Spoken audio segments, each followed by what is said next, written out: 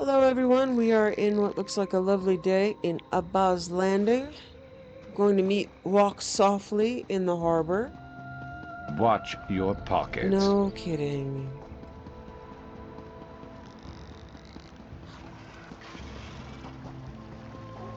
So we'll spend this time today on the Thieves Guild.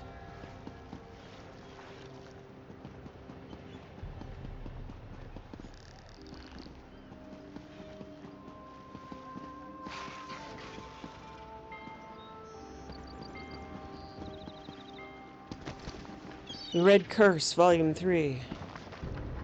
Idithathur Pantan. Red Eagle's voice, like velvet, pulled me toward the sarcophagus. He urged me to place the blade in the sarcophagus alongside his body. Like my Daedric benefactors, he whispered of power beyond belief, and filled my head with images of us ruling together as I had always imagined. The room continued to press inward, and I felt cushioned and buoyant, buoyed along as I laid the blade carefully in the ground and grunted through the effort of removing the lid of Red Eagle's tomb. I gazed down at the skeletal remains. The dank smell of the tomb wafting up to my nostrils was intoxicating. Here was the moment I had long dreamt of, and the voice of Red Eagle gently urging me on, which all came crashing down the moment I laid the blade in his grave. My head was immediately racked with a blinding pain, and I fell to the ground, my vision filled with pulsing red light. I could hear, somewhere in the distance, the creaking skeleton of Red Eagle climbing from the grave. I saw visions of burning cities, my own flesh melting from the bone as I was consumed in flames. The voice of Red Eagle cackled, now in the room, as he circled behind me. "Foolish child," he scratched in his inhuman voice. "You are no kin of mine." In a rush, I charged Red Eagle and managed to knock the blade from his hand. Picking it up, I charged from the room, his menacing laughter turning to roars of anger. Somewhere in my rush to escape, more animal than man, I lost the blade, but must have brought it far enough to trigger some sort of mechanism, as I heard stone doors grinding shut behind me, and the pursuit of Red Eagle was cut off. And that is why I now live in fear, locked away in my study, hoping to find some way to destroy the horror I have unleashed on the world. Though trapped, at any time another man foolish as myself may set him free, and I pity the world when that time comes. I fear for us all. So that is Red Eagle from Skyrim, getting the sword and completing Red Eagle's rite will open the tomb. Walker, a moment! You will talk to Bakum? Oh, praise Alkosh. This one carries a heavy burden. Slow down, what can I do for you? This one is very worried. Bakum's sister-in-law's uncle's cousin has been writing strange letters. So strange, something about the Maw of Lorkaj. He is a monk, you see, at the Temple of Seven Riddles. Bakum fears the worst. You will help, yes? Where is this temple? High in the mountains, to the south of Dokrin. The rivers are shallow there, but this one has smuggled in shallower. Sailed, I mean. Bakum would feel better if he brought some muscle along. You have 11 friends, yes? It would be worth your while. All right, I'll help you. Bright moons. Bakum is ready to set sail when you are, Walker. Tell me about these letters from your friend. Yes, of course. Takenrad has always had a sugar-sweet disposition. He always asks about Bakum's wife and children, and about Bakum's shipping operation, so on and so on. But recently, his letters have turned sour. Sour? Very sour. He says that no one appreciates him. He says that his fellow monks are stealing from him and spying on him. And he says he feels ill, twisted. He called it a creeping sickness, scraping away at the inside of his skull. Horrible, yes? Okay, so he says, I have 11 friends. So, that is a trial. 12 people. Very, very owie. So I will not be doing that right now. Alright. I did do a trial yesterday. With 11 friends. Bunch of people from the guild. So, I can do it. Of course I died horribly. I mean, many a time. What do you So want? there's no real, story of glory here. There's just mostly running and screaming and dying a lot.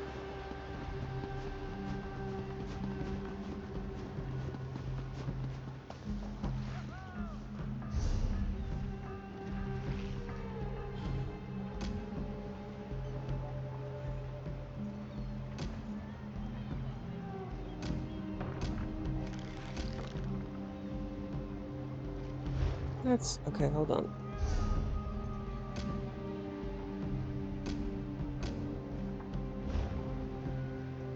I swear I was supposed to meet Walk Softly. Dude dancing right in front of me. I mean, rude. Yes, meet Walk Softly in the harbor. Okay, here we go.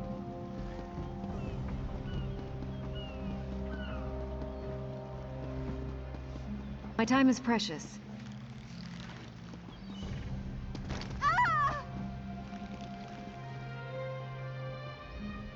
You're right on time. What did our esteemed guildmaster tell you? Zara said she sent you ahead to do some groundwork.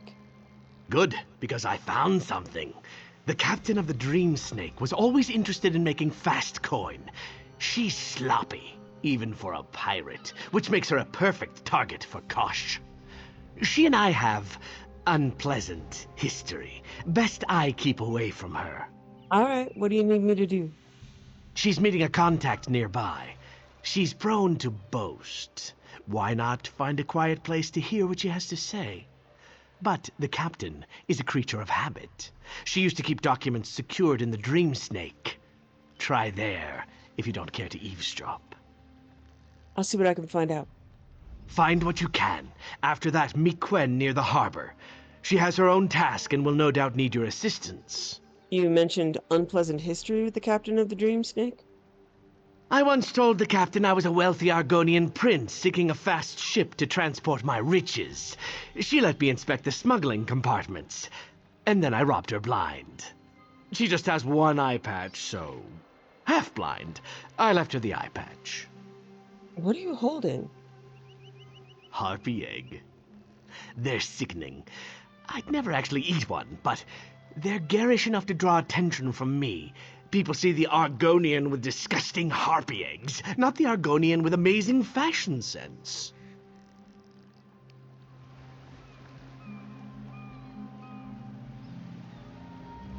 Okay, so I have a choice to either eavesdrop. What is this up here? Okay.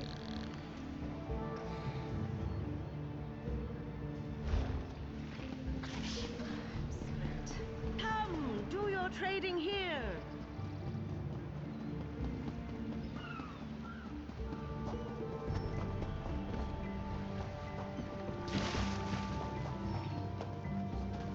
Ugh. I run so fast now, it is very difficult for me to navigate. Sometimes I have to sneak to be normal speed. Okay.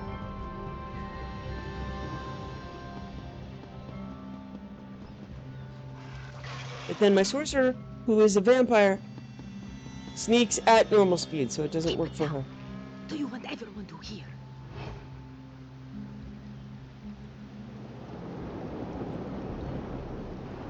Kind of.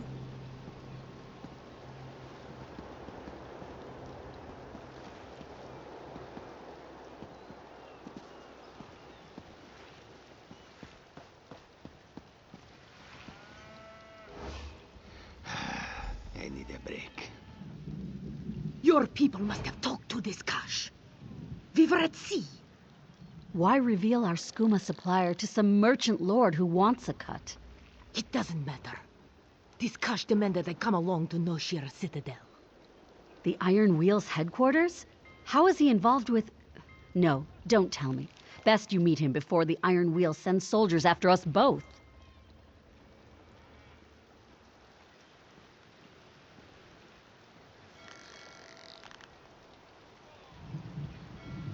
Oshira Citadel it is.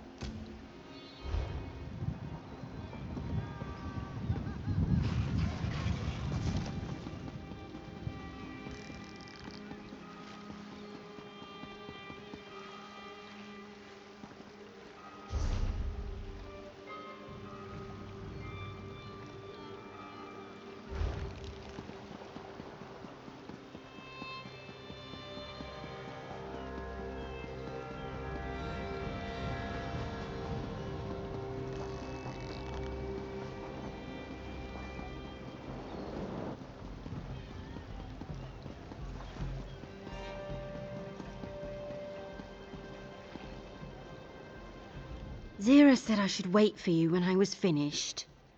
Well, I'm finished. What did you find? The flooded district, near where Velsa called home. The people who lived there had nowhere to go after the floods. One of the dockyard bosses offered them work, food, and a place to stay. That doesn't sound like a problem. That's what I told Zira. You know what she said? If Zolguk had an altruistic bone in his body, he'd cut it out and sell it.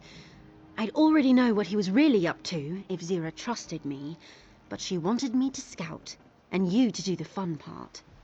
What exactly did Zira want me to do? Zolguk arranged a meeting with an Imperial client at a nearby inn. Might be worth a listen. Oh, the inn rents a room to Ventilius Proximus, the most Imperial name I've ever heard. Probably the client. The room's lock seemed inadequate. Alright, I'll look into it. What then? Find Velsa when you're done. She's meeting with Silverclaw at his shop. Did you know he had a shop? I wonder what he sells. Gwen, what's wrong? It's nothing. It's nothing. Is this about your father? How could it not be? It's so difficult to care about all this.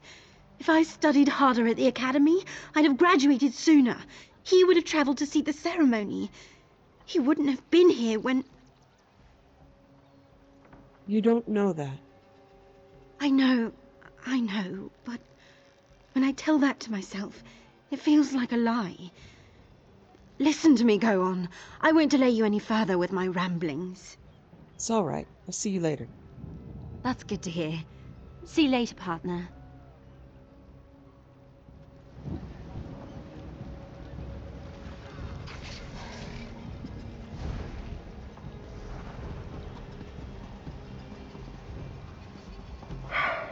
I need a break.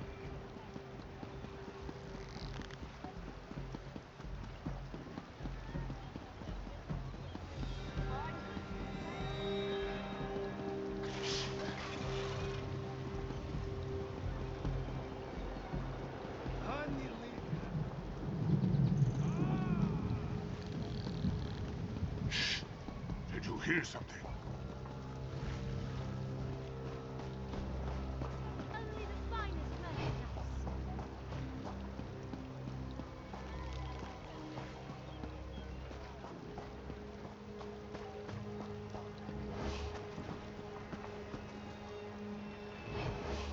You weren't supposed to tell anyone about our arrangement. I need your volunteers for my experiments. I would never ruin things for my supplier. Then how did this Karsh know of our business? I have no idea. But if you can't deliver warm bodies, I'll find another supplier. Then pray I return from Noshira Citadel. If Karsh is connected to the Iron Wheel, we're both doomed.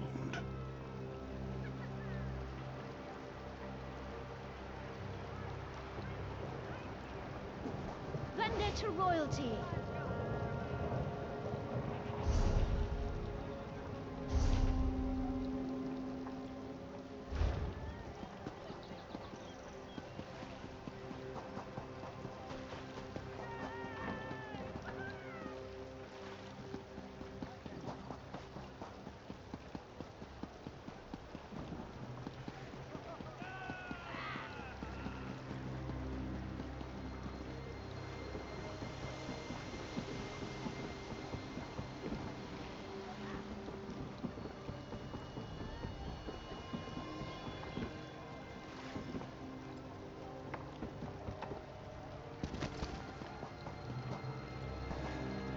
Laser crafting. Okay. Huh. I didn't know there was a crafting area here. Cool.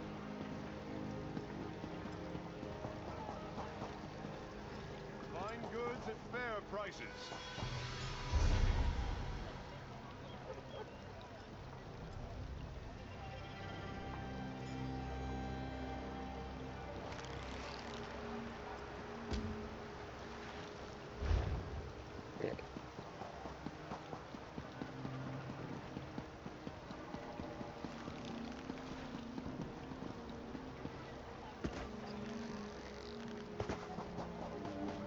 Alright.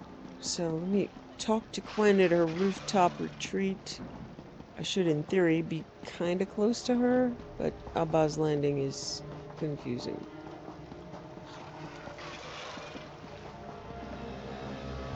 Need to get up there. There we go. What do you want?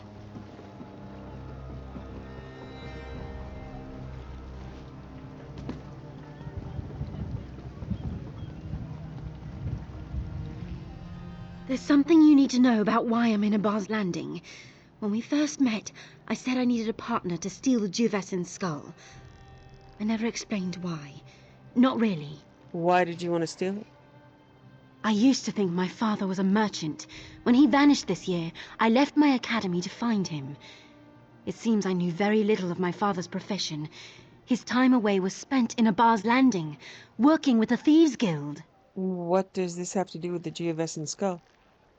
In his travels, my father brought notices to every outlaw's refuge in Tamriel. Bounties for old relics wanted by the Thieves Guild. I realized I couldn't just ask them for his whereabouts. My plan was to steal the Geovescent skull, then trade it for information. Does anyone in the Thieves Guild know where your father is? Nobody recognized his name or description. Zira suspects he worked with one of the thieves who died in the dowry heist. They used to keep guild associates secret. It seems only Nicholas knew how all the pieces fit together. Rotten luck. Could the Iron Wheel have seen the same notice? They must have seen it. The last relic sought by the Thieves Guild would make a tempting target. The Iron Wheels simply had to wait. I didn't think anyone would get hurt, and I didn't mean to put you in their sights. Alright, what do you need? Walk Softly remembers the Thieves Guild sold many relics to Lady Sulima of Abah's Landing. My father must have been the one to broker the sales. I want to break into her mansion and pick up on his trail. What do you say, partner? Count me in. Meet me by Lady Sulima's mansion when you're ready. I'm not religious, but I said a prayer to Oriel this morning. If we find nothing, I have no idea what to do next. This is the only trail leading anywhere near my father. What do you know about Lady Sulima? The last time I asked around, the Iron Wheel set a trap for us in Folstrom Homestead. This time, I listened. Lady Sulima rarely leaves her estate, and has a connection to one of the merchant lords. Must be why the city guards patrol her estate. That's all I know.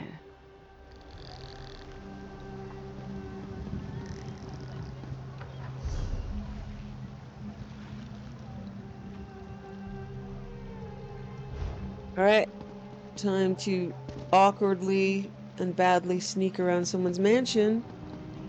The good news is, I have actually finished this questline in the past, without hiring someone to do it, so it's possible.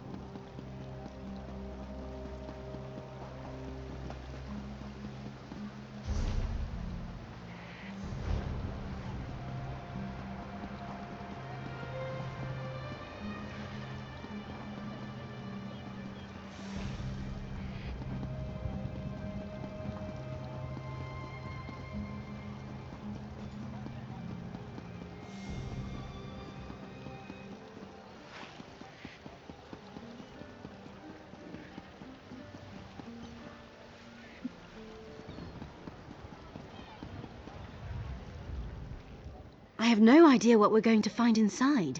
After Fulstrom Homestead, I keep thinking the iron wheel is around every corner.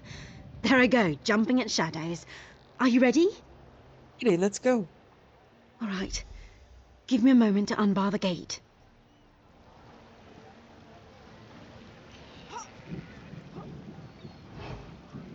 All right, it's open. Come on in.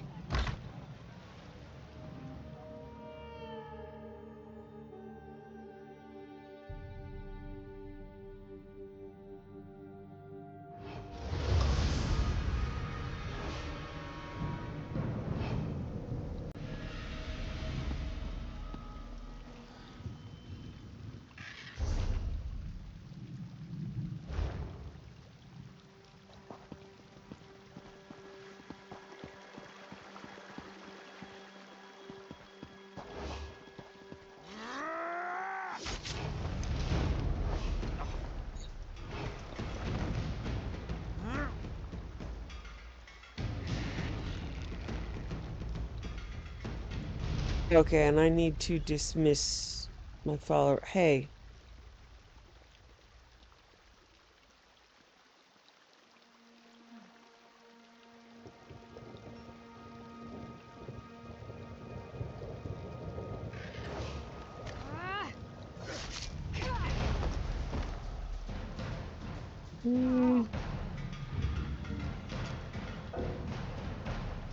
Can't, yeah, I know I can't use it. I want to.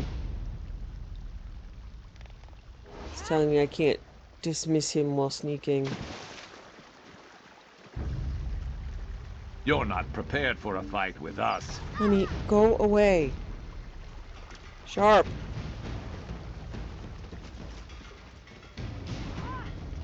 You are bad at this. Not as bad as I am, but still pretty bad for an assassin.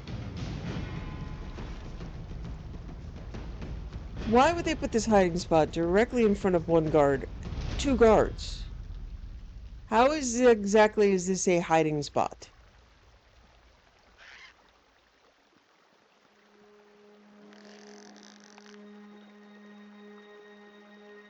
This is a you're not hidden spot. Yeah, what? Why?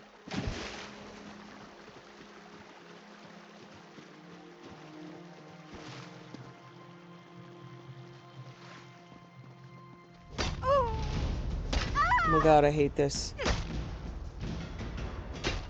Let me be clear. You're in trouble Leave. now. This is going to be fun. Oh, I can't zone while... Ah.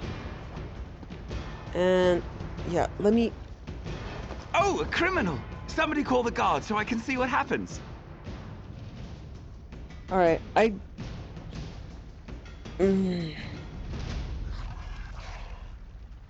Okay, I'm going to see if she wanders off, because now I have to wait in baskets.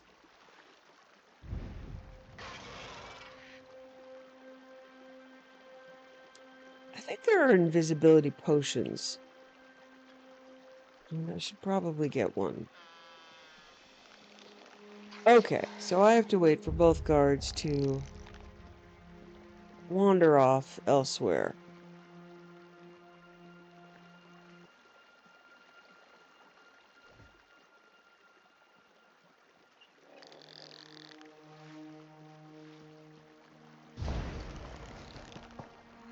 Oh my god, be in stealth! I went in stealth. Oh, right. She's right there. This is terrible.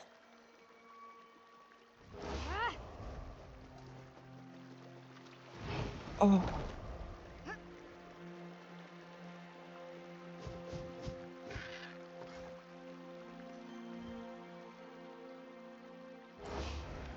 And she sees me. Okay. And she sees me the moment I get out. And so does this What's guard. done is done, but you will regret it. The guard is all the way over there. Okay. You must like being in trouble or you'd be gone. You cannot break the law without consequences. Okay, there's a guard right there. Door's right there. I must report this. I hope you understand.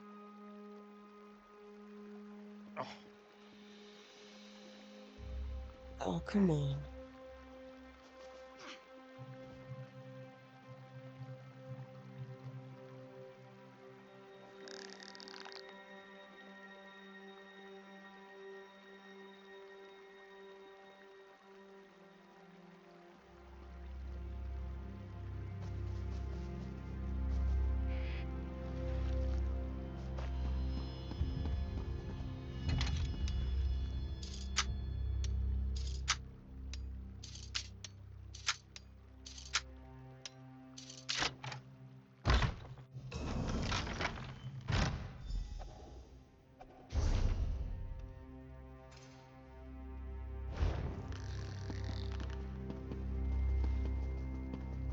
No more warnings! Get out!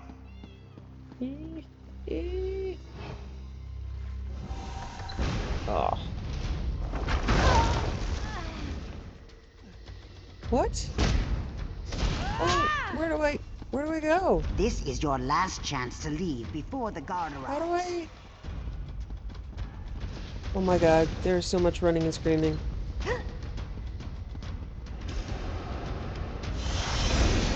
I don't see anywhere to hide.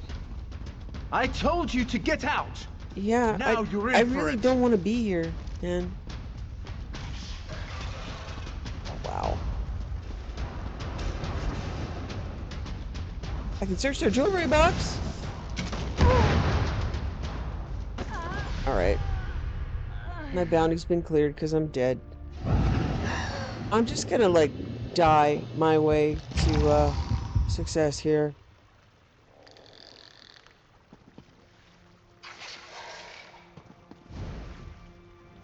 Maybe that's the way I did it before, too. Search jewelry box. Just let him kill I me. gave that to my father after a holiday in Skywatch. He kept it with him for luck. What is it doing here? There's a basket. So, weirdly, when I'm being actively pursued, the baskets disappear when I need them most.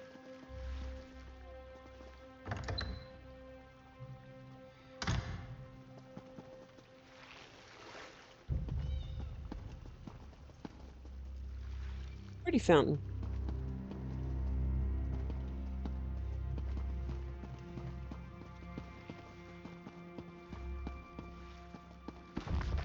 The elf, the egg, and the almost dragon. So, I'm gonna get snuck up here. So I'm not gonna read this right now. My father gave me that book when I was a child. At his last visit, he took it to have it rebound. Why is it in this? I found something too. A necklace with an old key. My father wore this wherever he went. And if there's a key, there must be a lock.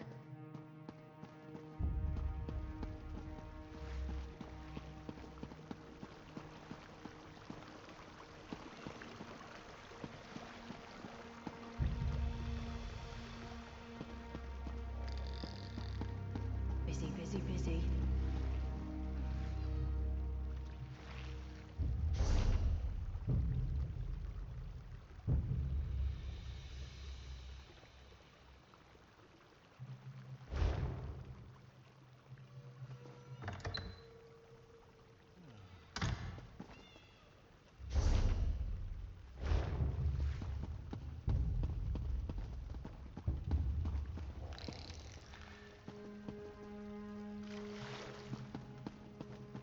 Over here! You!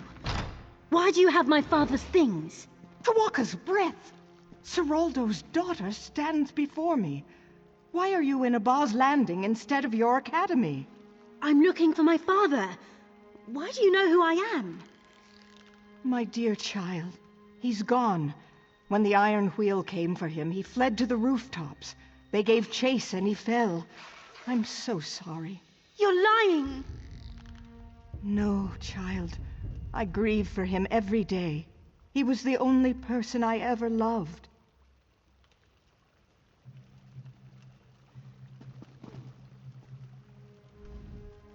You are a friend to Seroldo's daughter? This must be much for her to take in. Please, ask what you will. If Quen's father is dead, why didn't you tell her? Quen. What a lovely name. It's the first time my ears have heard it. Seraldo kept all but the simplest details of his daughter from everyone. Would that he have done the same with me. What do you mean? After Seraldo's death, the Iron Wheel learned of our connection and sent a letter requesting an interview. What fortune I possessed now goes to the mercenaries guarding my home. Should I leave the manor, the Iron Wheel will certainly detain me. What does the Iron Wheel want with you? I wondered that as well. Seraldo did his private work in this room, and recently I had it searched. I found a ledger, but I can't make sense of the symbols. Perhaps it is best in Quen's hands. I'll give it to her. I am most thankful. I only trust my guards as long as I can pay them, so you would do best to leave discreetly. There's a hidden exit to the street, and Quen is welcome to visit should she ever desire it. I'll be outside.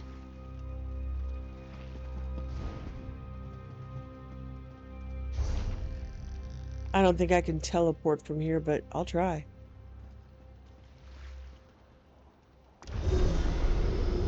Okay.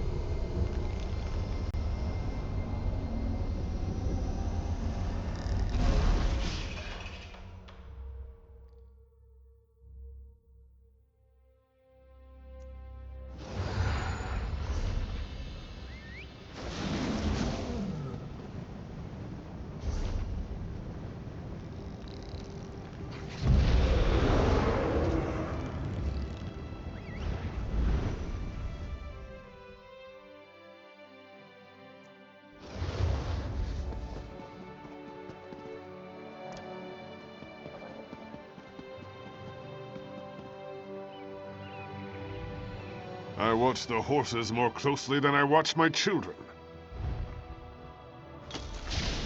That's unfortunate.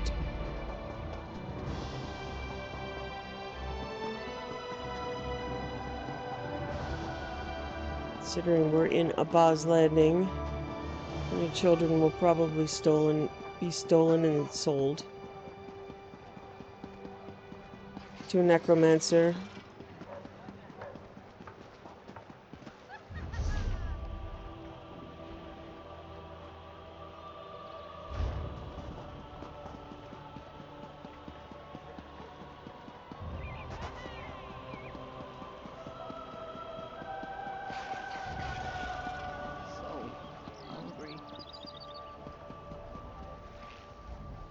What can I get you?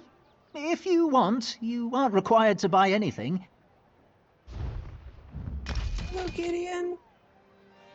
I like it.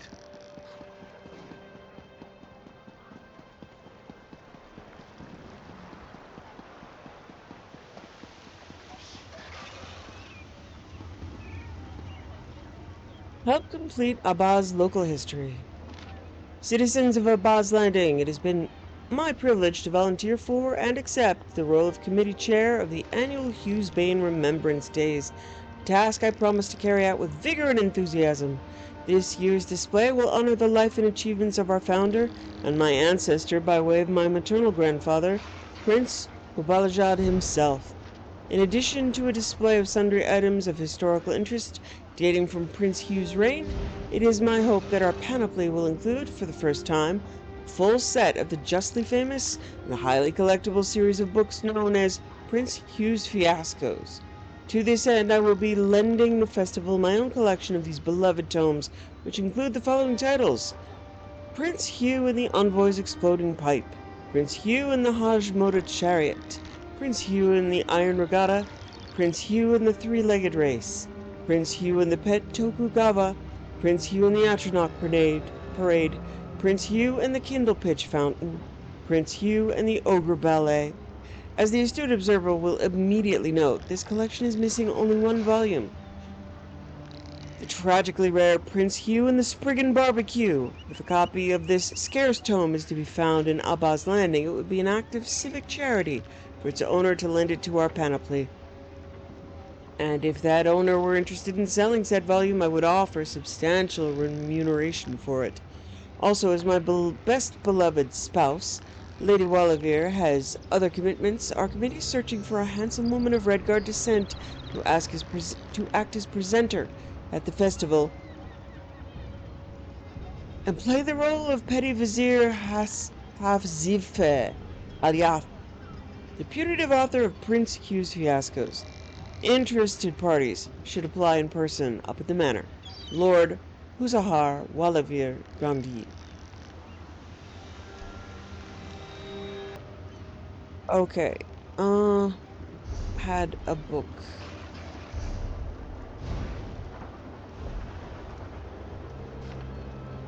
The Elf,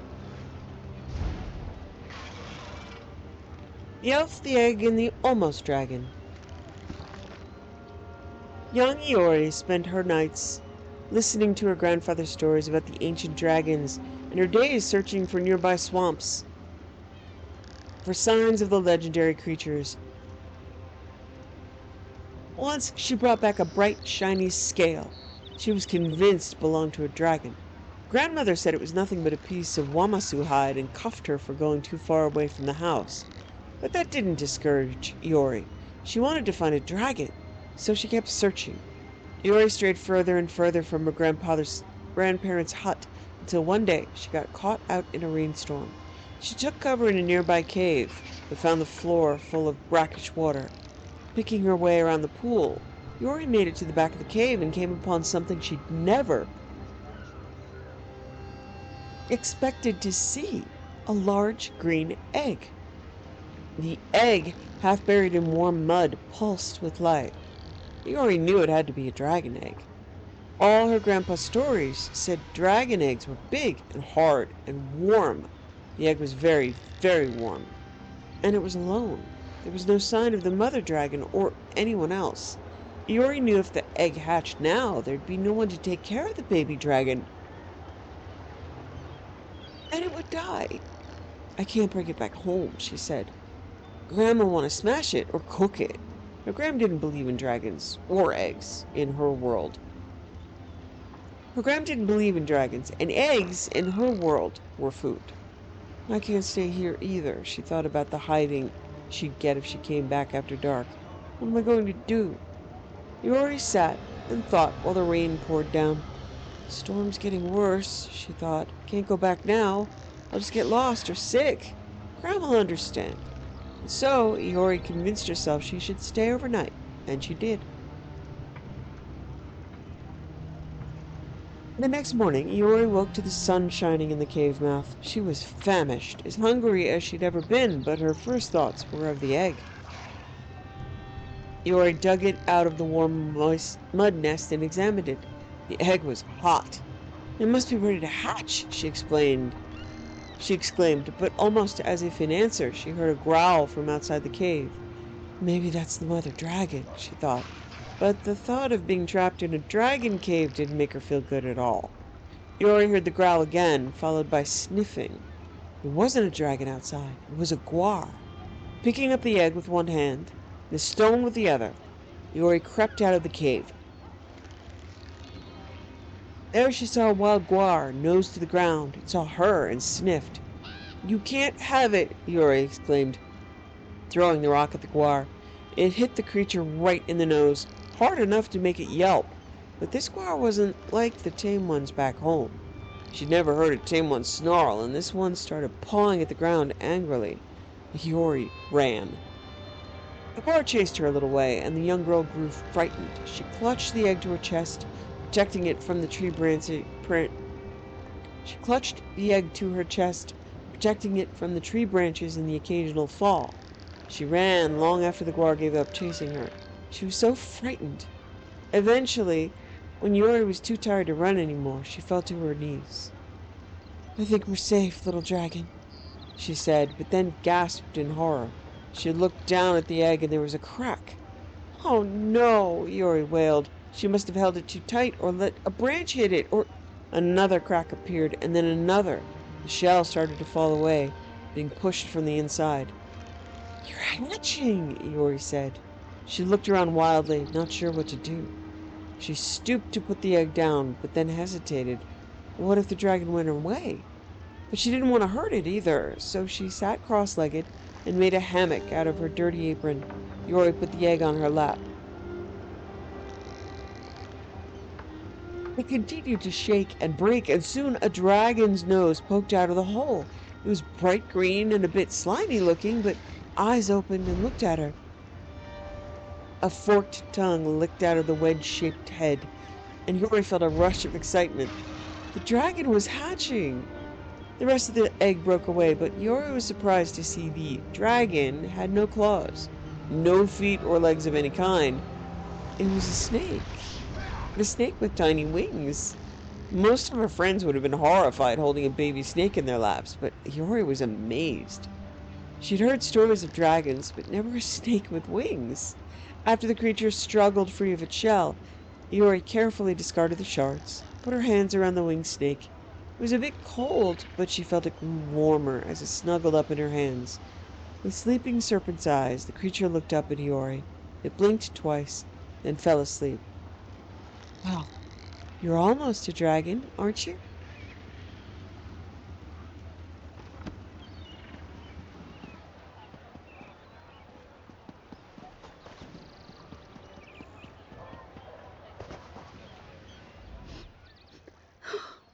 What's wrong with me? I'm a high elf. I'm not supposed to cry. Lady Selima wanted you to have this ledger. It must be important if the Iron Wheel wants it. Father did love his puzzles. I should see if it means anything. Thank you for this. It's not the answer I wanted, but I'm glad you were by my side.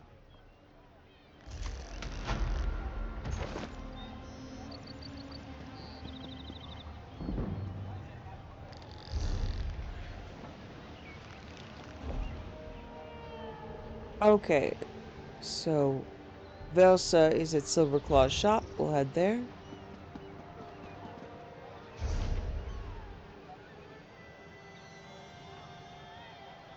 Oh,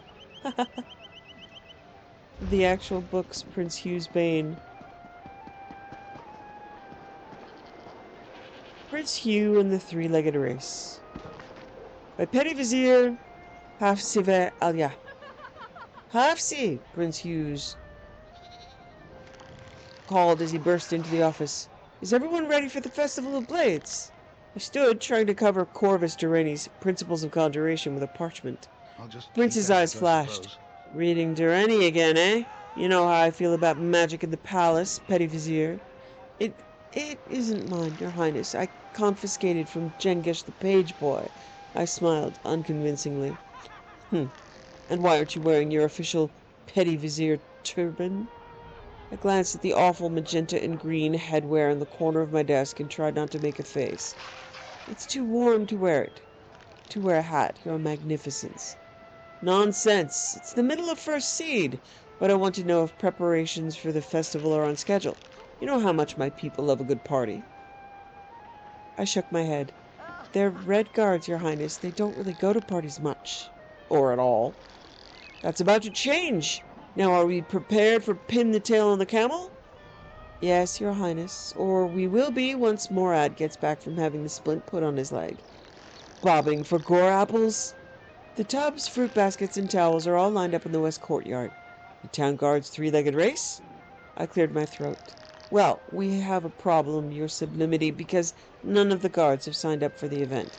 They're reluctant, because they remember how you punished Corporal Zakda after last year's race.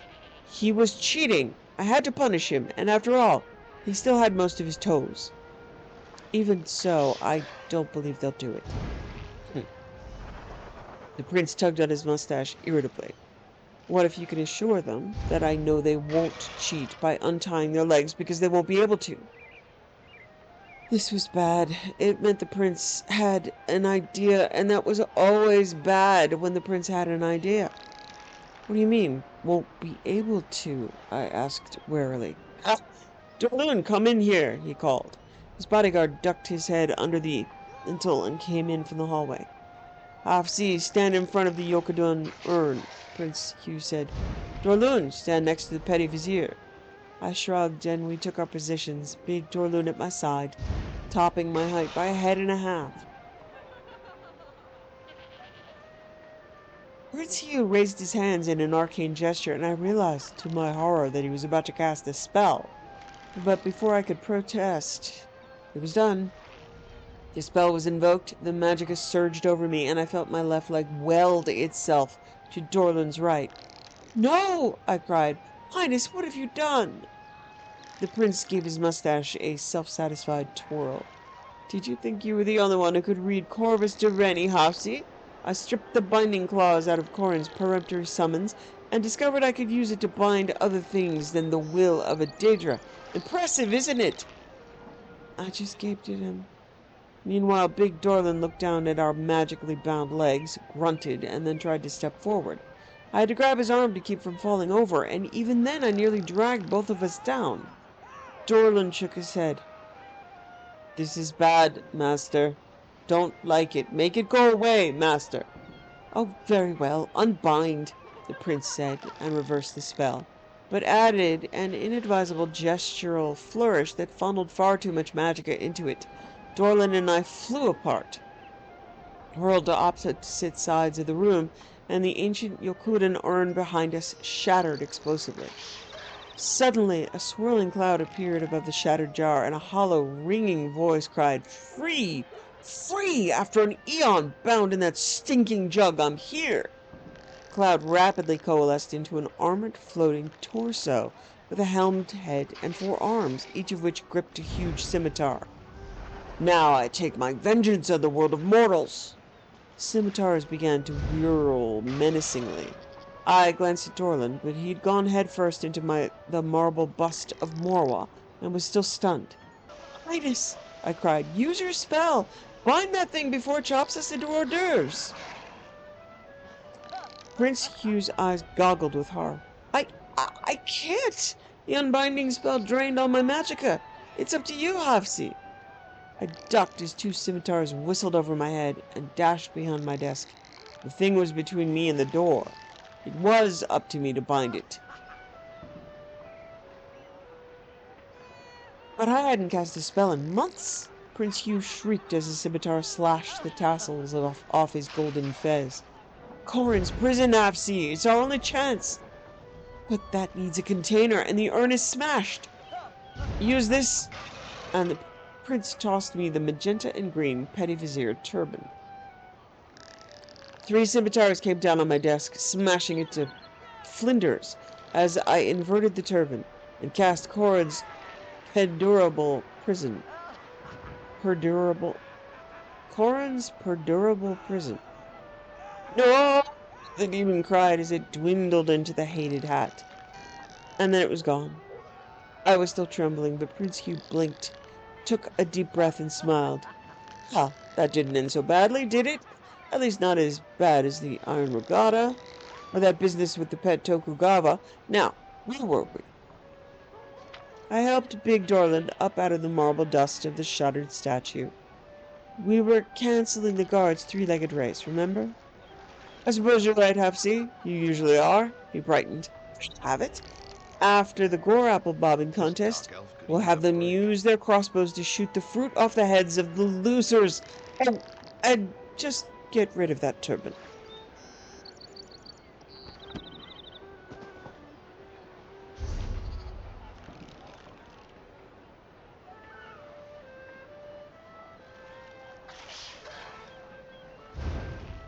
So,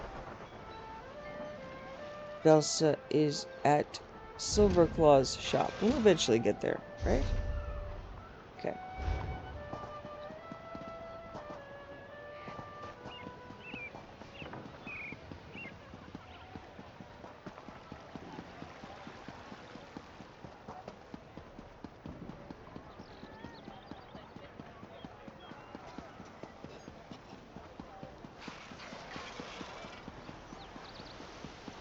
Have pity.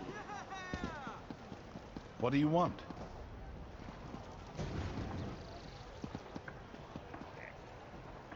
Hello.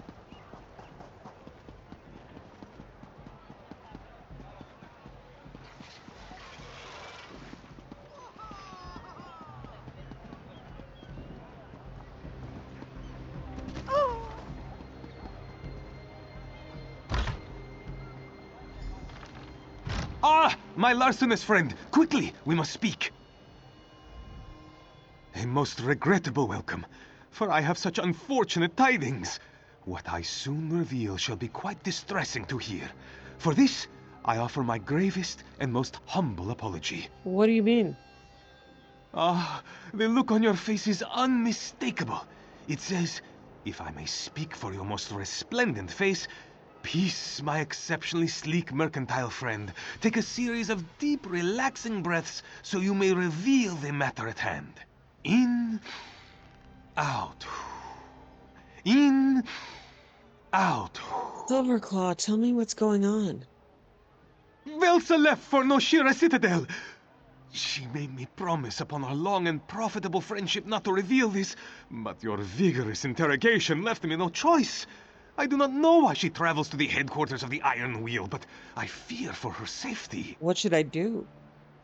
Go after her, of course. But you are so striking. The Iron Wheel will know you don't belong. It is settled. You shall meet with the illustrious Perseus Locke at the Diamond Thimble. He shall help you obtain an appropriate disguise. Tell him I sent you. Alright, I'll get moving. Velsa assured me she would not venture beyond the outskirts of Noshira Citadel. Assured me! Oh my. With all certainty she is already captured. Who's Perseus Loach? A cherished friend, though not always. Once, we were fierce rivals for the importation of fine silk. Yet, he proved the gracious victor and reimburses for any referral to this day. A cherished former rival in all truth, but quite magnanimous.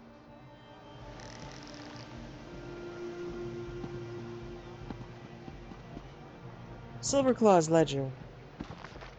Moonsugar merchants have delivered first of 3 shipments, as agreed upon, returned 1 incriminating letter. As promised, the other 2 letters will be returned when additional shipments received. Runner Silver Axe is owed 75 gold for her very useful information about the extra cargo aboard the Golden Sun out of Haven. Letter to the captain of the Golden Sun requesting a favorable pricing for some of his cargo. It will be useful to undercut my rivals on the price of religious statuary and rare herbs. Insist on reply within 1 day. Lady Bellina was seen in the Senche and Serpent twice in the past 2 weeks. Apparently, she thinks no one will notice her if she wears a hood. Have Mim follow her more carefully. Is she seeing someone on the sly? Perhaps she is a secret drunk? Either way, useful information when I need her to put a good word in with her husband for future deals.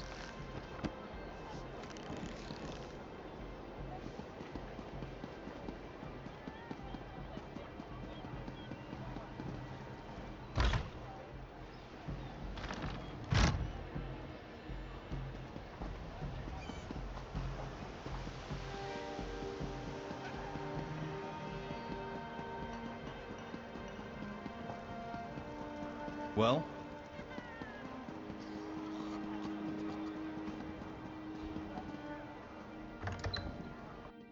Quality and variety. Come see for yourself.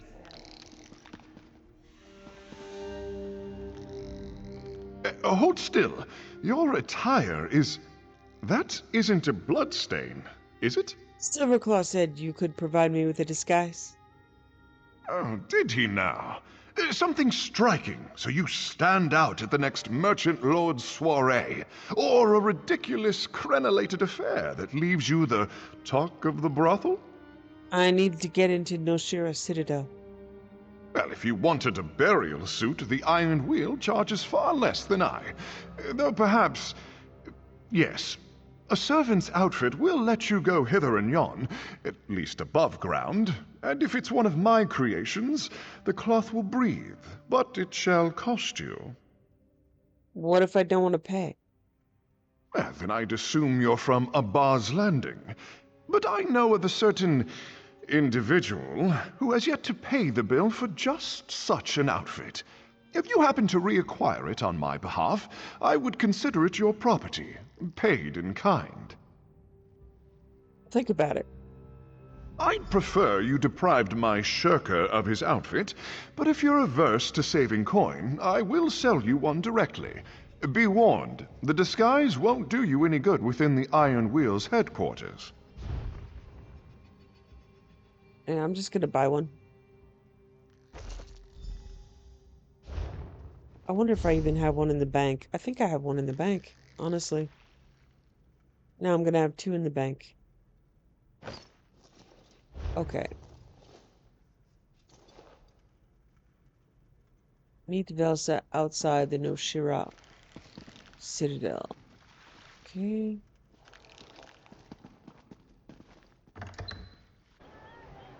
Get yourself a drink. And one for me.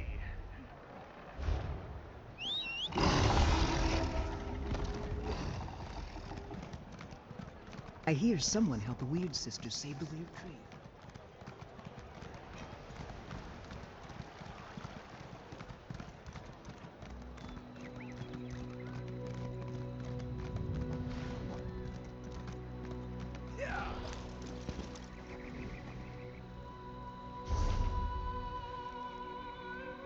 Ah, okay.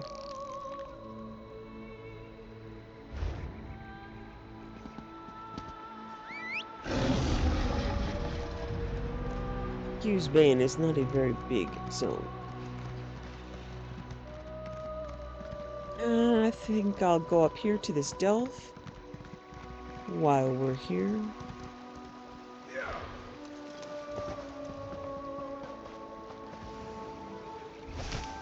You could brew something nice with that.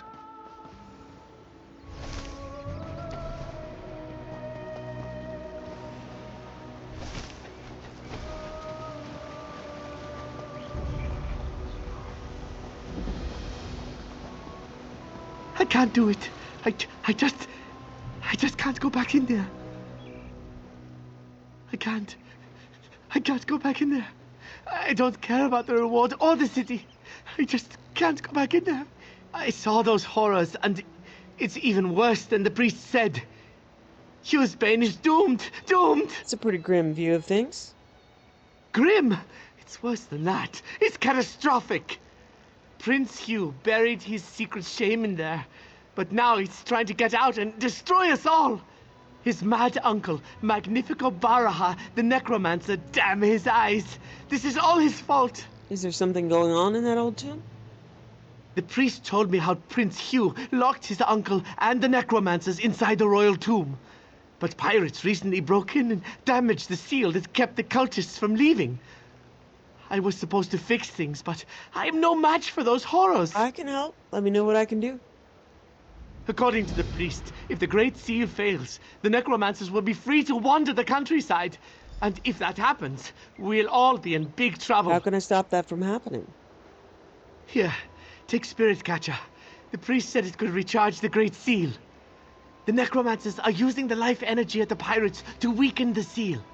But you can use the amulet to catch the unleashed spirits and direct their energy to repair it. How many spirits do I need to catch? Not too many. The priest said when the amulet absorbed enough energy, you could use it to recharge the Great Seal at the tomb's far end. Me? I only got as far as the tomb's first chamber before I had to flee for my life. Why didn't you absorb the spirits? I tried. You'll see once you have to face those undead necromancers. What they're doing to those pirates is a real shame. Being dead? I could live with that. What's happening inside? That's 1,000 times worse, and one more for good measure. What do I do with the amulet after I recharge the seal? Confident, huh? Well, I'll be long gone, just in case you don't succeed. But if you do wind up resealing the tomb, you should find Sabila over in Abah's landing. I'm sure she'd like to get that amulet back, and you can have the reward she promised. Okay, Lund. Aren't you gonna run? Oh, these are statues. Oh, okay. I thought they were real guards. Alrighty.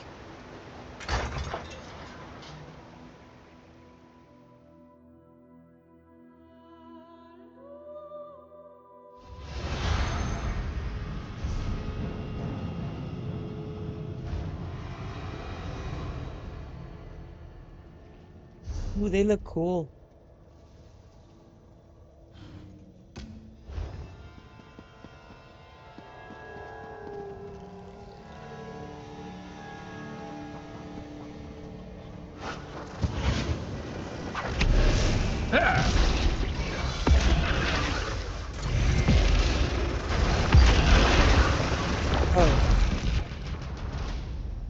was a guard, not a... Okay, I don't think that was the spirit, because it died awfully fast, and I didn't have a minute. Yeah, I think I'm pretty sure I remember this place, trying to get to this shard. Oh, I already bought it, thank goodness. It's a huge puzzle to try to get to it. Like, a lot. I do remember this place, because I spent so much time running around it.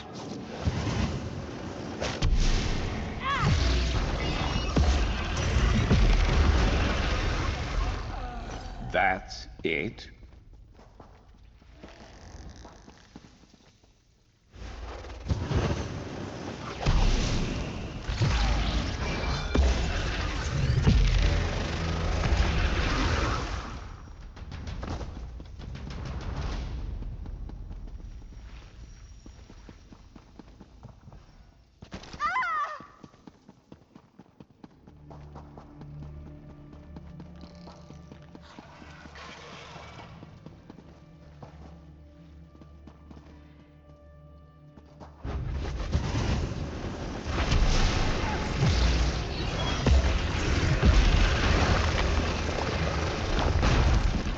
Stay ready.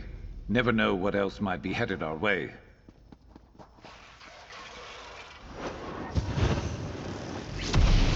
You're dead.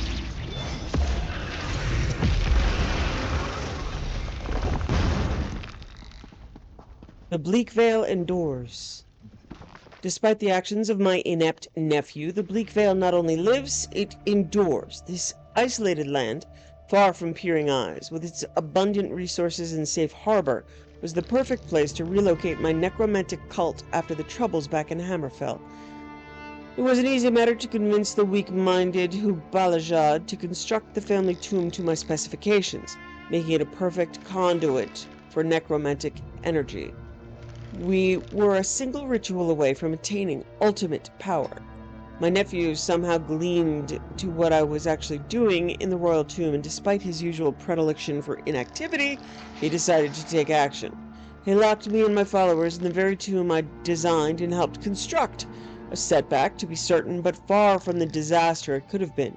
Yes, it appears that the prince was able to gather a few powerful priests to seal the tomb in such a way as our necrotic energy is unable to set us free. And yes, the small amount of food and water we brought with us has long since run out. But no matter, the Bleak Vale is about to become more powerful than my nephew or his allies can even imagine.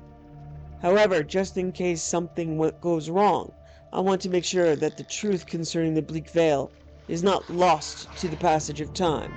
I am Magnifico Barara, scion of Sentinel, and supreme necromancer of the cult of undeath known only as the Bleak Vale. I have spent years perfecting my art and collecting students and followers. We remain hidden, biding our time, even as our power grew.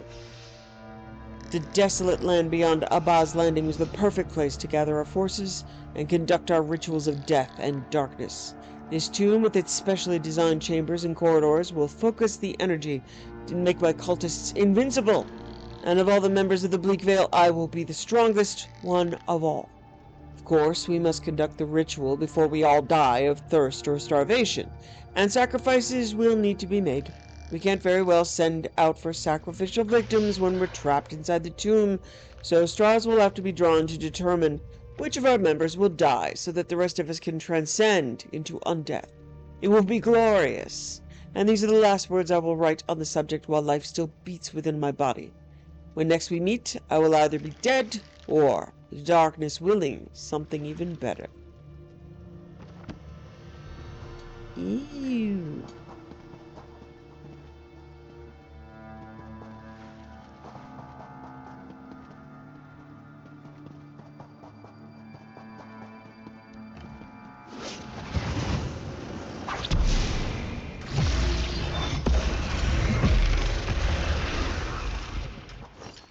Who's next?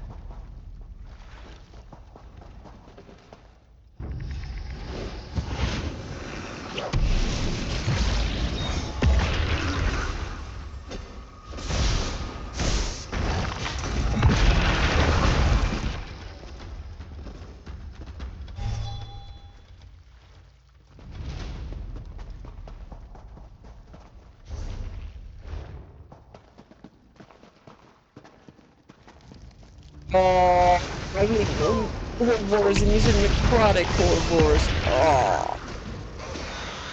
No, I just threw up a little bit. Blah.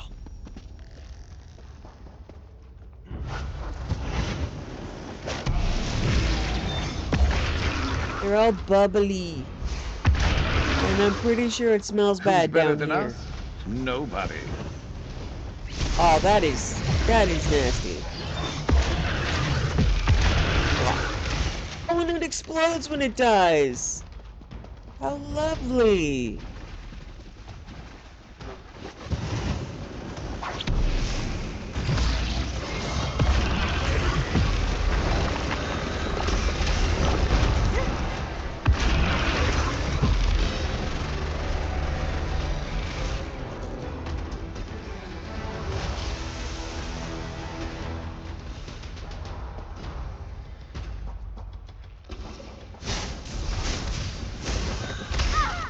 Ugh.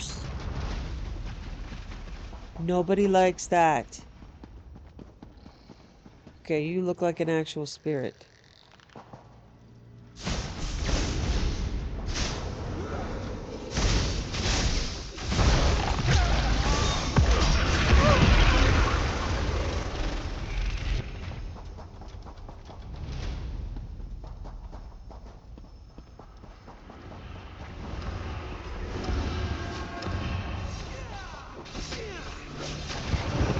Oh man, I just missed it. Someone else killed him. Alright. I will have to go kill some more herbivores and then run back.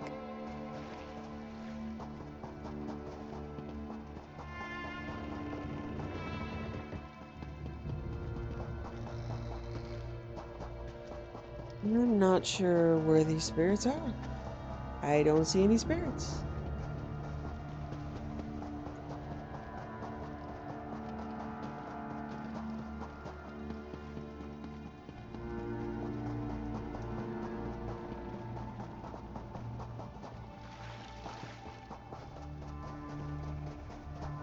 Oh, that's a ship. I adore their zone design. I really do. It's so impressive.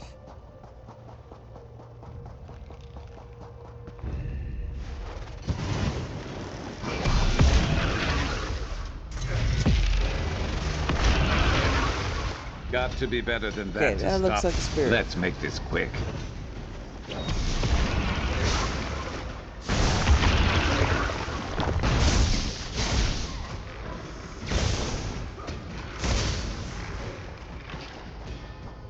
Okay, use spirit catcher. Alright, I was able to do it.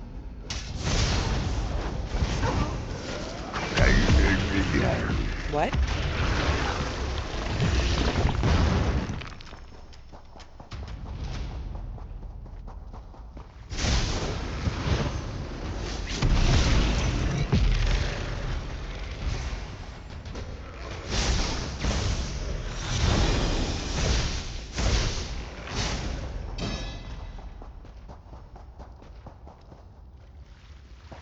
I'm gonna go back to the boss. Just clear that.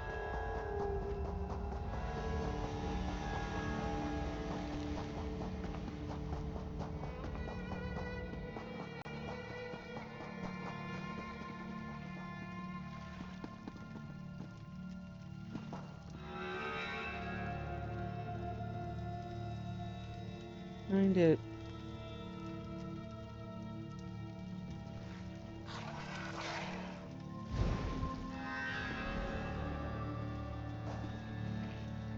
Trying to figure out what happened here. Just dead body.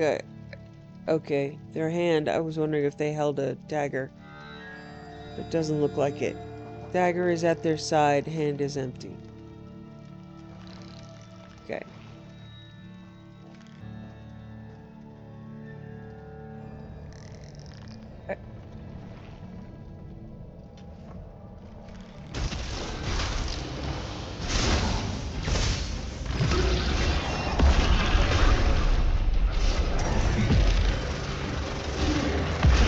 Who dares disturb my eternal slumber.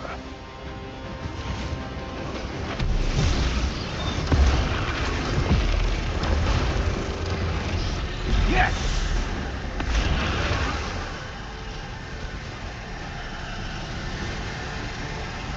Okay.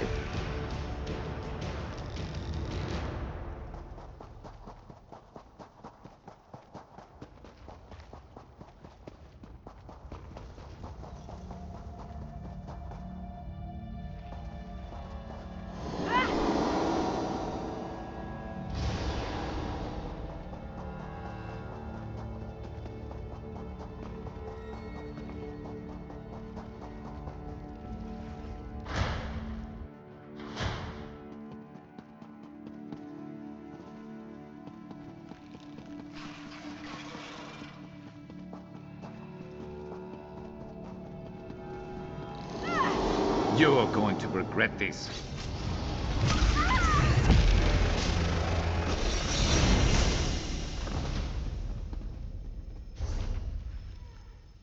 Okay. Seal is in the boss room.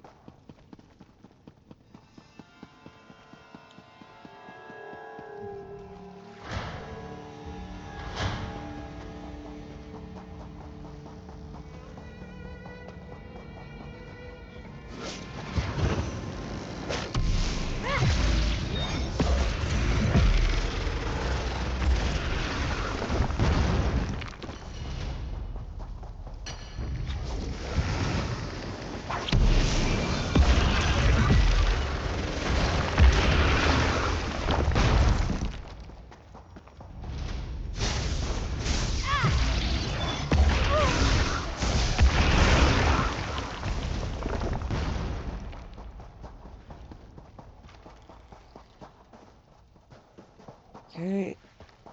Sometimes, yeah, alright. Might need to get up and back and around. Okay.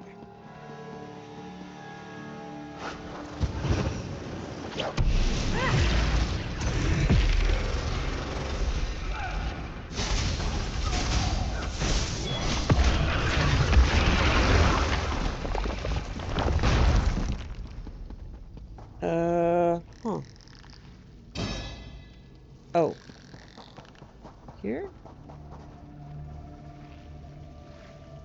Okay. Yeah, this place is a puzzle. Alright.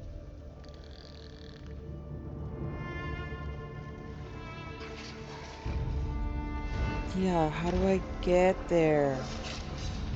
I want to get there. Let's see how you handle this!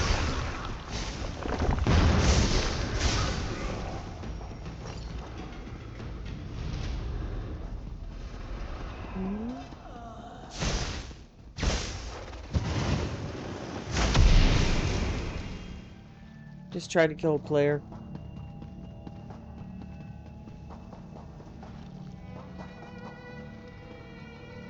Okay, let's see. There is a ledge.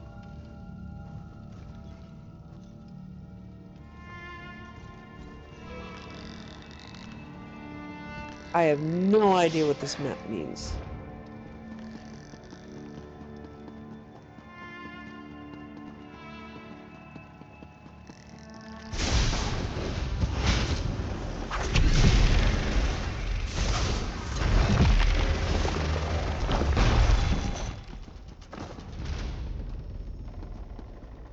I don't know if it's just as simple as jumping up back here or running around behind. Yeah, it is. Okay.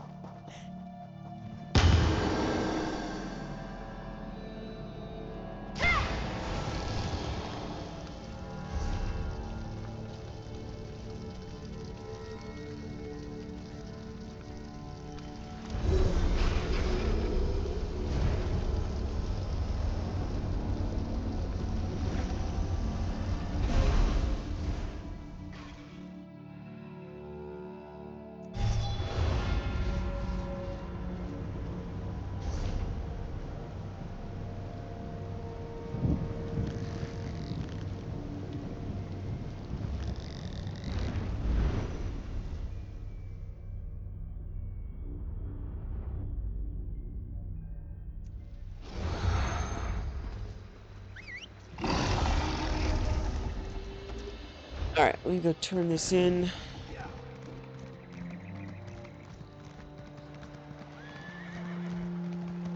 I really dislike the maps that will not show you a location until you've zoned into the area.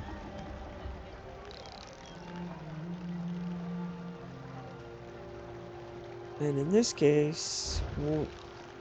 And it won't even show you from here either. Okay, there we go. She's right there.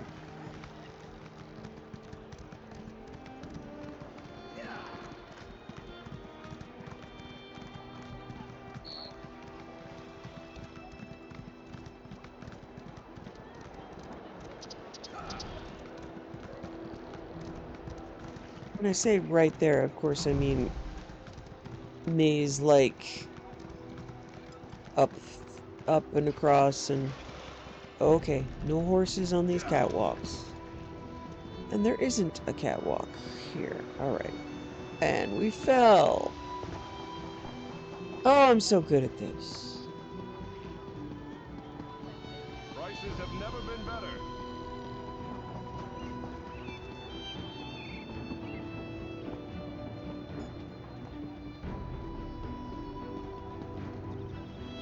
The Red Curse, Volume 1.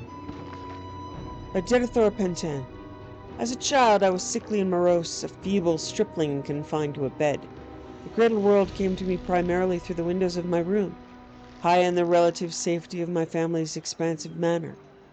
The vivid flashes of light and color that entered my room via the large windows served only to brighten the anxiety and fear of the outside world I had carefully cultivated in my bed rest.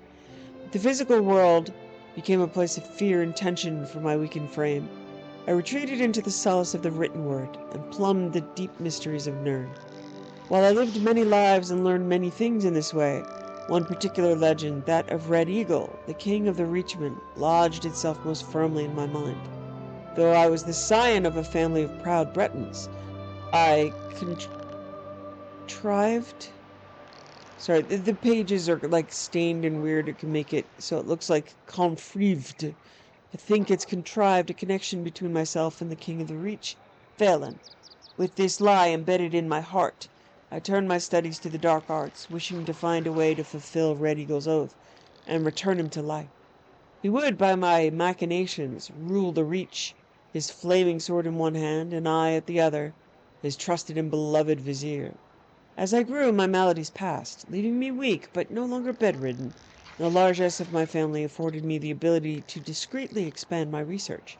My peculiar eccentricities were accepted due to my rank, and the near-complete isolation of my youth.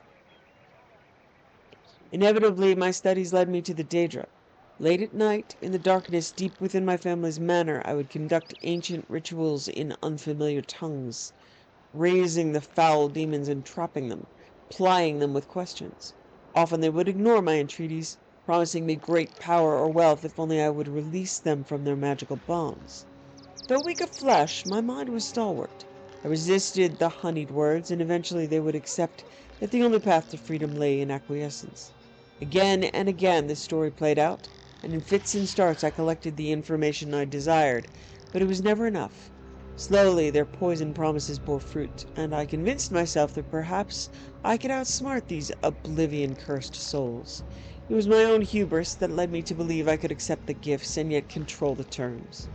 How naive I was then, and how haunted I am by the truths I know now. The fear of the outside world returned tenfold. I have again taken solace in the solitude of my ancestral manse, though I search feverishly for an escape. I know in my heart that none will rear its head. There is a darkness that lives in the roots of Nirn. Once envisaged, it can never be escaped.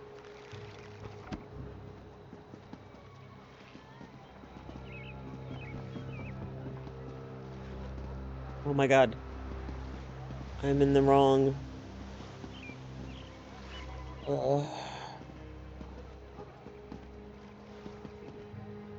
the wrong section of the maze.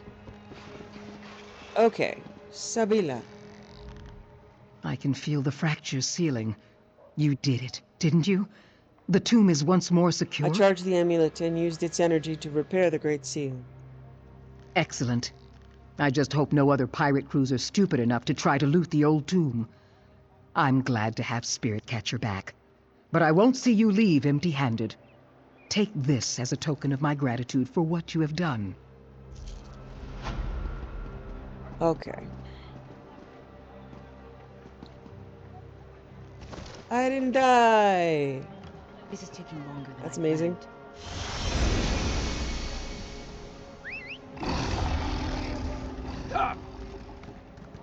Okay, now back to the long game. Meet Velsa outside Noshira Citadel.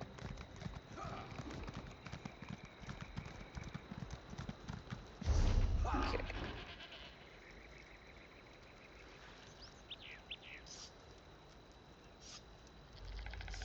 And it's a pretty mountainous region.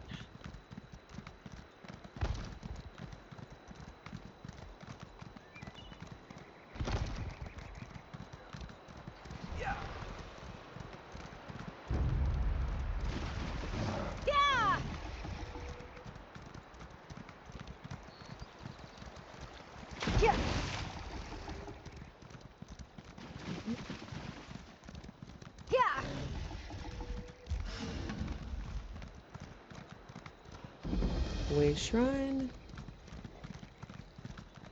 For some reason, I didn't actually discover the secret discovery place.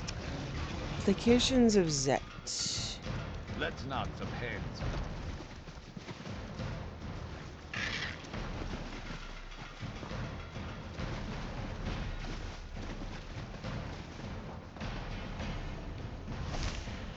Good eye.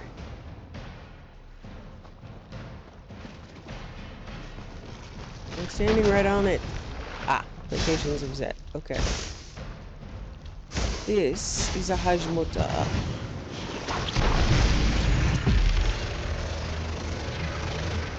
It's running away.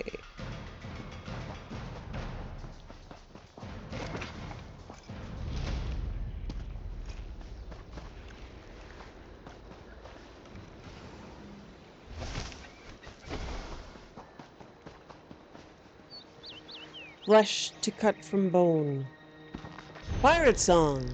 If you see it glitters bright, then take it for your own. Pile the corpses to a height to make a pirate throne. For what's made weak is ours to break. For what's ills guarded, ours to take.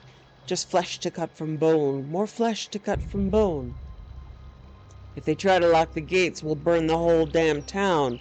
They'll bring their guards and magistrates, and then we'll cut them down. For what's made weak is ours to break, and what's ill-guarded, ours to take. Just flesh to cut from bone, more flesh to cut from bone. They'll bring their soldiers by the score to drive us from their lands, but we will have 100 more in our brave pirate band. For what's made weak is ours to break, and what's ill-guarded ours to take. Just flesh to cut from bone, more flesh to cut from bone. And if they cry for mercy, then we'll answer them with steel. For pity's made for other men, we'll grind beneath our heel. For what's made weak is ours to break, for what's ill-guarded ours to take. Just flesh to cut from bone, more flesh to cut from bone.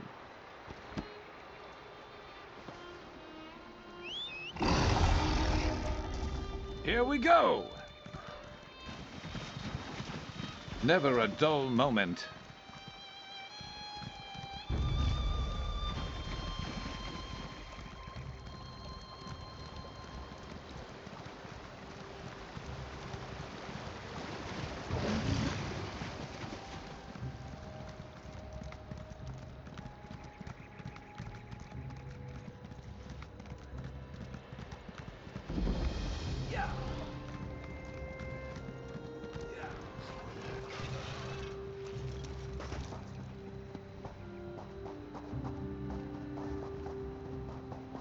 No Shira, no good.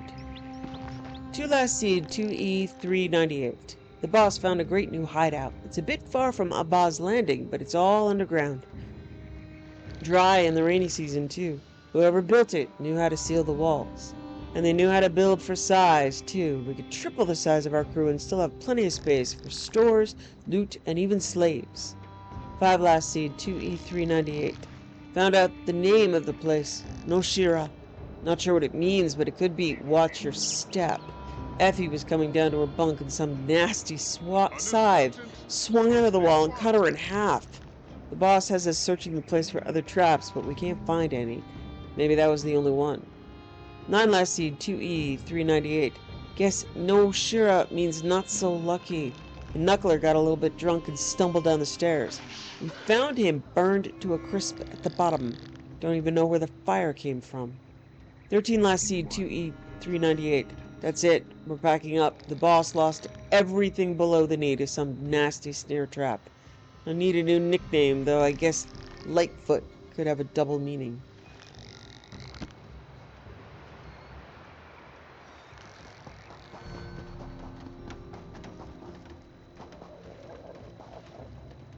So you got Silverclaw to spill a secret. At best, a minor accomplishment. He didn't send you to that powdered hornbill, did he? Buy a special uniform to fit in? Why do you ask? You do know he gets referral for everyone he sends to that flax peddler? Even when he thinks my life is in danger, Silverclaw still works the angles. You bumpkin. Before, you told me to always know what I was getting into. Yes, I did. You're not supposed to throw my words back at me. Reminds me of Nicholas. So what are you doing here? I don't care if you are her protege. I'm not going to do Zira's scut work. I slipped a truth serum to Silverclaw's former overseer. I learned that Kosh blackmails assorted scum and draws them to No Shira Citadel for a meeting. So let's find out why. All right, what do we know about him? It seems Kosh contacts little fish from a position of power, threatens exposure, and bends them to his will. Elegant. What I'd do. But his connection to the Iron Wheel isn't clear. That troubles me. What should we do about it? We? Now that Zira's protege is here, poor old Velsa can rest her weary bones.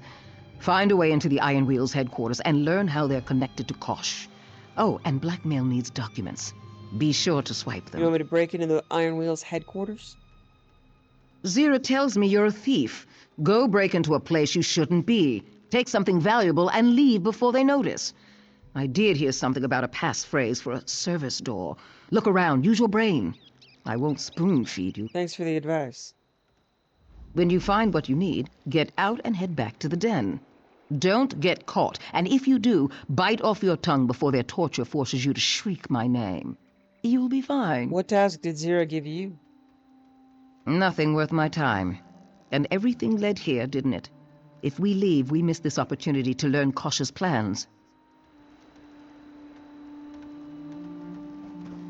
Try to sneak and it says sneaking would raise suspicion. I'm rather busy right now.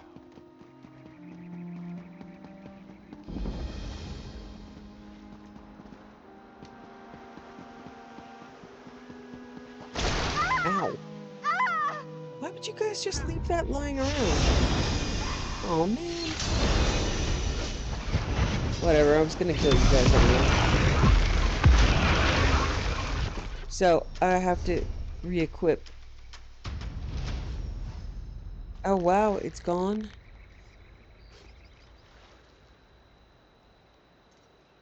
Oh, the disguise is gone completely. Because I fell in a trap. Alright.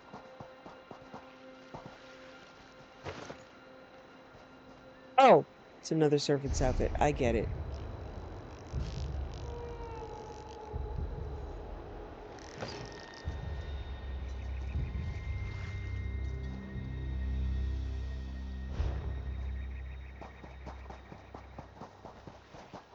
Iron Wheel Precept 15. Do not pity the lawbreaker. Their fate is the inevitability of your solemn duty, a ring of iron around them.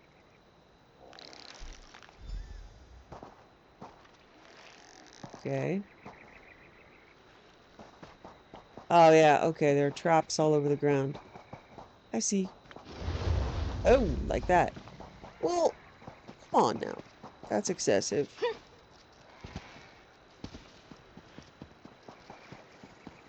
Almost like they're trying to keep me out. Iron Wheel Precept 38. The lawbreaker can deny truth, but can never deny fate. We shall reveal the greatest truth. The wheel turns ever onward. Forget. I want to remember.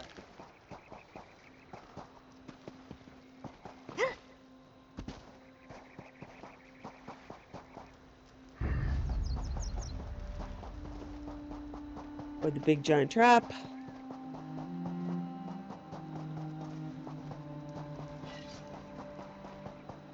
Or the big giant trap.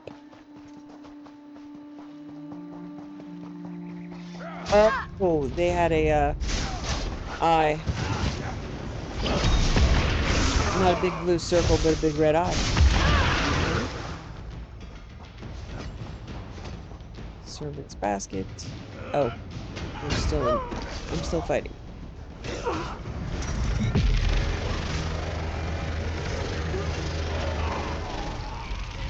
Who's next?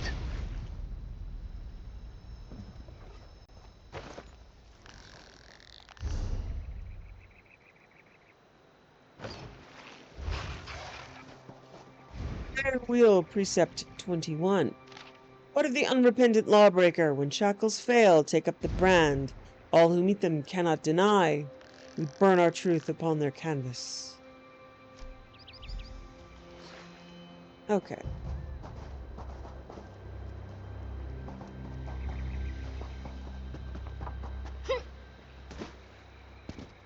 I don't like to talk. I like to drink.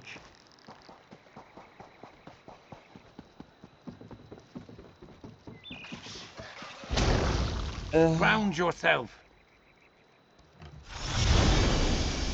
Alright, there's a crafting area here.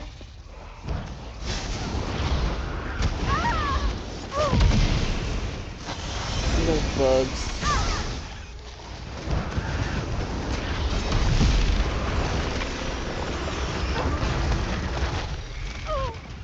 What's it? Okay, crafting area. Wow, big old gargoyle.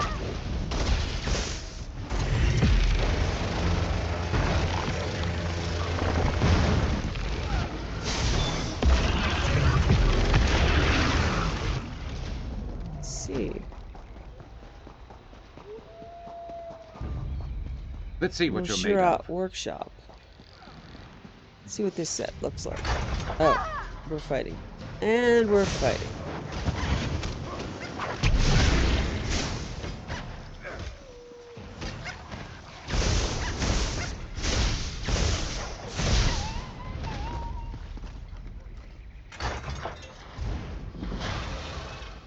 Okay, the set is Clever Alchemist.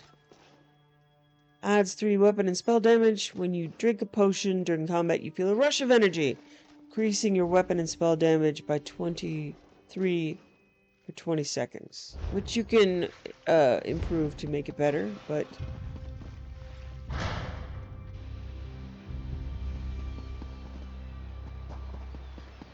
don't believe I shall be wearing that.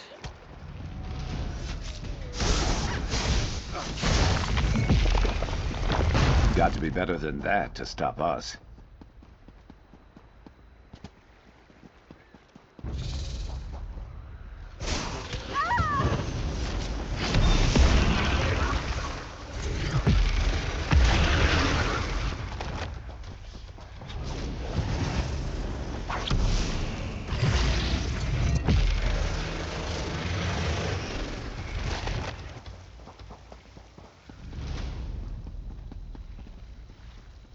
Oh, I have the passphrase, but I don't have a disguise anymore. Huh.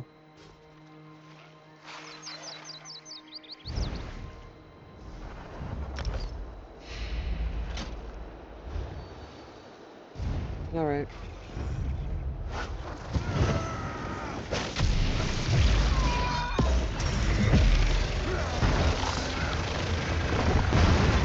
Roll out of there!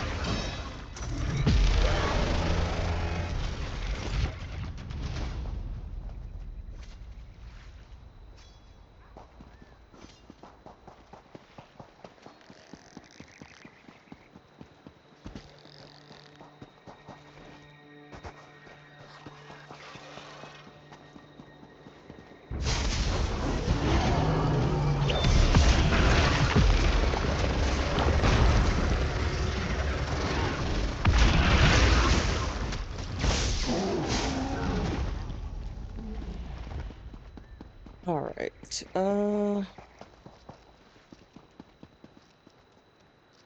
Alright, I'm gonna need to go back and get a...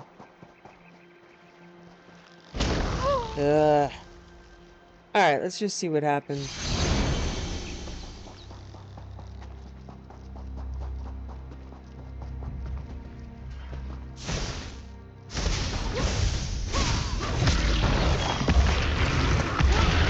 Because as he said, the outfit won't actually help in the Citadel.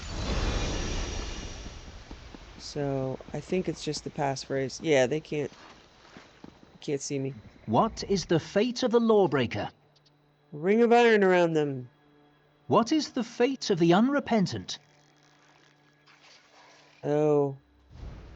We burn our truth upon their canvas. What of those who would deny their fate? By the way, hello, Gideon. The wheel turns ever Enter onward. and find peace within.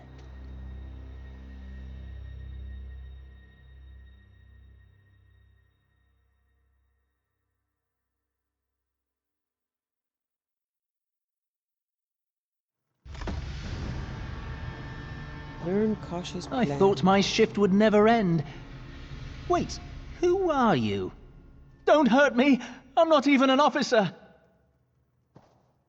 Hello, honey. Please, I'm no threat to you. I simply watch the door. 6 days before I take my pension. I want no trouble, you see. Stay calm. I'm not here to kill you. Thank the gods! You will have no trouble from me. You were never here, and I never saw you. I can't have you warding the iron wheel. I have a sleeping draught. 1 sip helps me through the nights. The whole bottle will knock me out for hours. You'll be long gone. Then you should drink the whole bottle.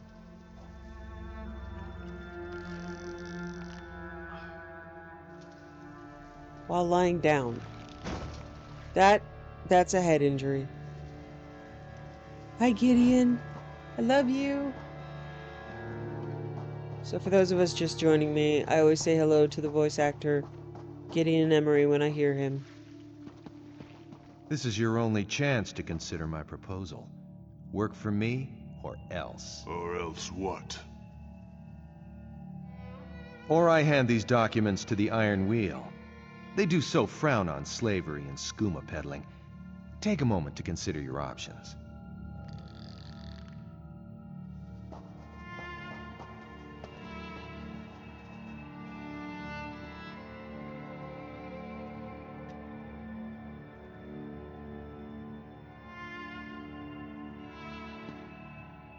I can't... Okay, cautious documents. Well? What choice do we have? We're in. Good. Then I shall make your documents disappear.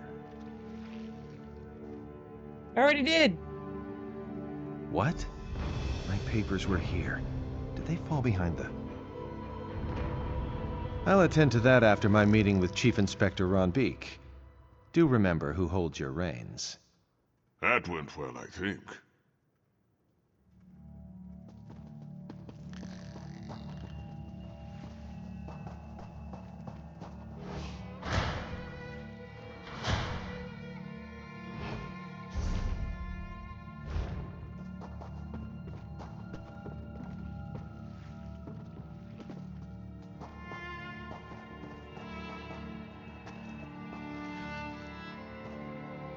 Okay, so fire trap. Roll past it. Come on, Sharp, don't get stuck in a fire trap, baby. Don't be that guy.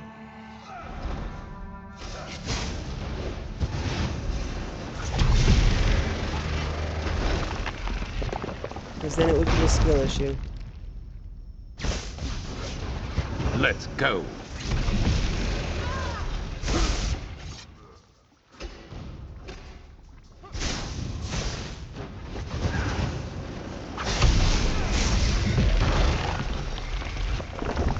Yeah, I know I'm supposed to be a thief, but if I can just kill them, I'm happier.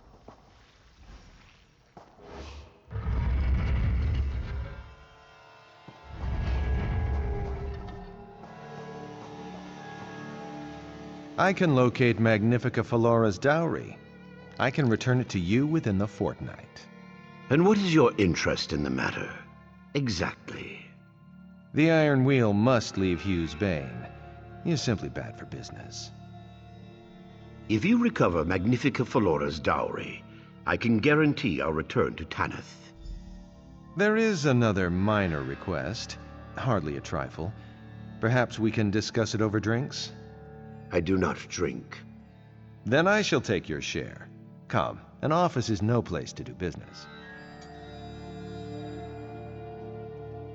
I find it hard to believe that he's looking directly at me and I'm glowing green, but okay. Escape from Iron Wheel headquarters. Dun dun dun.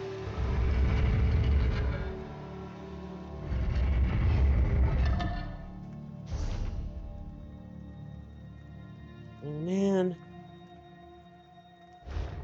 Yeah, I need the evidence. I've gotta get over here and get that book. Sure, it has nothing to do with my interest in books in general. Or a completionist or playthrough. Nope, not at all.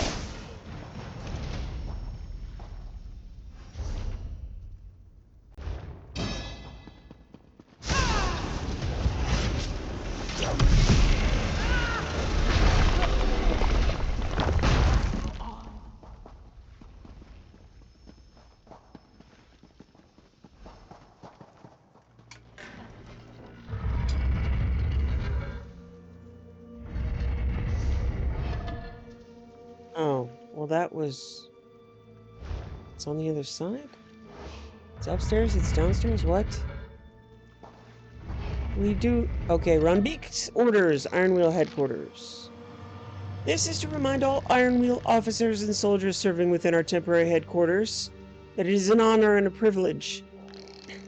Those members of our command who would rather patrol the area outside the Citadel are welcome to apply for transfer at any time. Hot weather gear and rain slickers will be provided as necessary.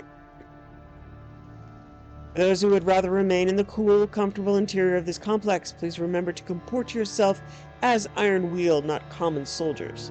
Sneaking off into the secret passages will be seen as an application for transfer. Dangling your feet from the catwalk above the main storage area will be seen as an application for transfer. Be sure to ask Demi-Lieutenant Atuna if dawdling was worth his time. Refusing to do servant's work in the interior will not be seen as an application for transfer. However, I will personally interpret it as a request to clean out the latrines, which haven't been maintained in nearly 2,000 years. Runbeak. CIIW. So IW is Iron Wheel. Commanding CI. CI. Okay.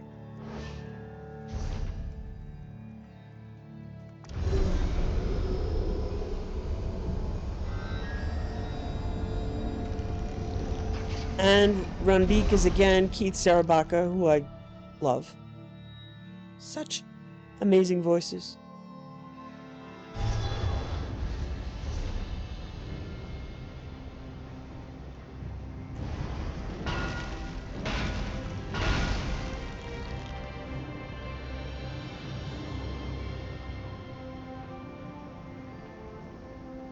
Okay, then we go back to the Thieves' Den.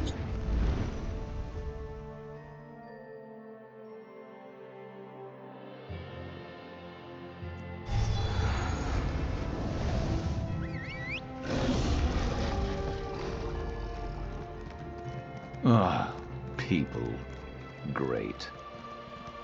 So, we've had Sharp for weeks now. And his faction has not improved enough to advance his quest. Prices have never been better. Where is it? Where is it? Is it over here? Yay, Blue Dome. Sharp just does not like things in general.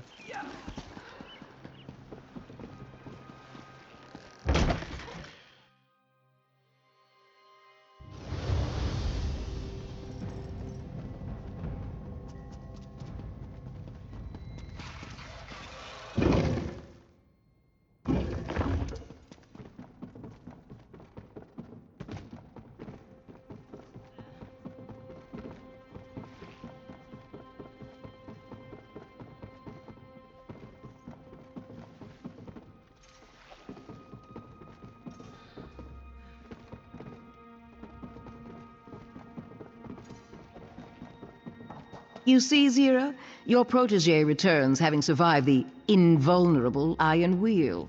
You should have more faith. Everyone, clear the room.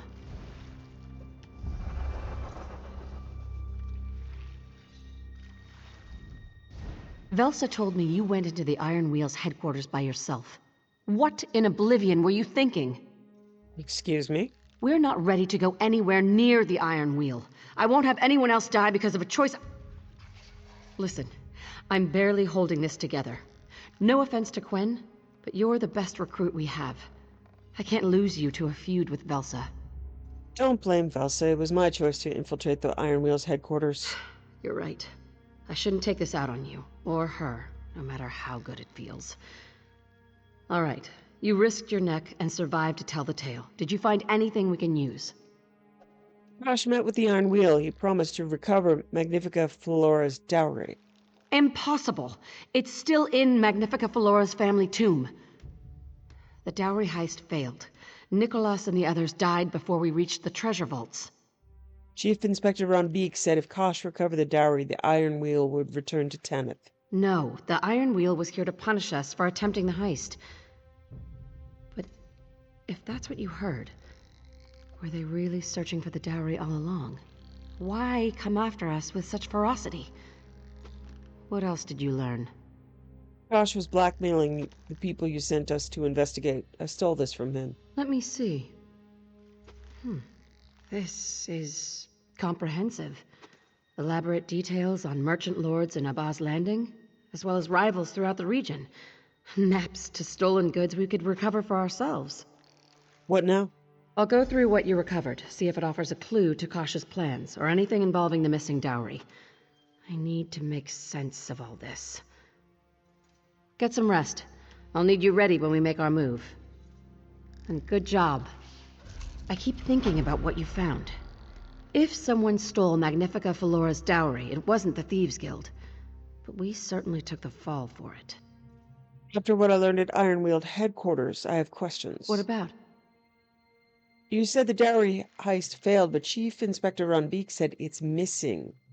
Who else knew about the heist? Nicholas told Velsa he was planning a heist, but she retired before he shared the details. I'm the only one who knew. Someone must have followed us to the tomb. What is Kosh planning? The merchant lords see the Iron Wheel as an occupying force. They fear Tanith wants to conquer Abah's Landing. If Kosh convinces Chief Inspector Ron Beek to leave, he'll have immense influence.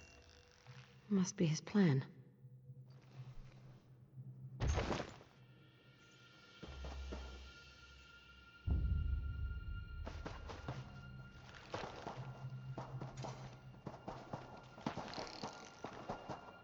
Wow. You put your important documents right underneath a hole in the sky? Oh. Okay, I guess it's the Thieves Guild, not the Repairers Guild. Wow. This is the worst. Alright, well, it's still a lovely day in Hughes Bane. Not here, but we could see it through the sky. That's wide open from a hole. Crime does not pay. Thank you for joining me.